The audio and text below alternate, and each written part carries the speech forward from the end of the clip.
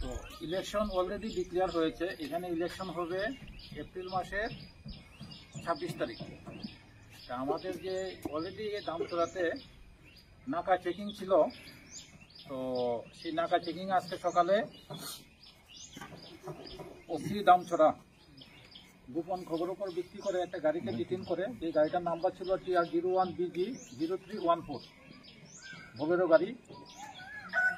এই গাড়িটাতে চেকিং করে আপনাদের সামনে এখানে এক্সিকিউটিভ ম্যাজিস্ট্রেট আছেন, একজন সরকারি কর্মচারী আছেন, লোকাল পাবলিক যারা আছেন ওনারা আছেন, ওনাদের সামনে চেকিং করে 60,000 ইয়াবা ট্যাবলেট পাওয়া গেছে। এটা একটা নিষিদ্ধ এবং এটা মারাত্মক মাদক দ্রব্য।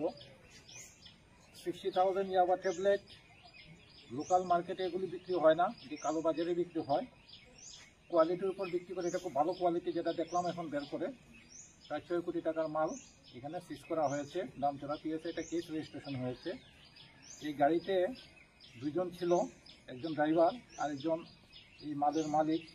তো দুজনকে আমরা অ্যারেস্ট করেছি। একজনের নাম কৃষ্ণচন্দ্র সিং, 34 বাড়ি রানীর বাজার, আর একজনের নাম হলো মোহাম্মদ মামুন হোসেন, 32 বাড়ি হলো বিশালগড়।